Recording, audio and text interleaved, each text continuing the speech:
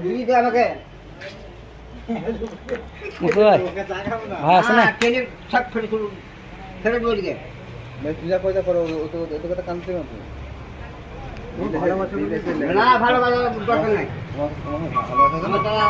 আমার আরো লোক ভালোবাসবে আমার লোক ভালোবাসবে আমি আসি তুমি যাবে না হ্যাঁ ও আমার গাড়ি না টিকিট দাও ভাই তো বললো যাবে আমরা তোদের সাথে পেশ করেছি তোদের সাথে কথা বললাম আবার কি আছে আবার কি আছে আমাকে বল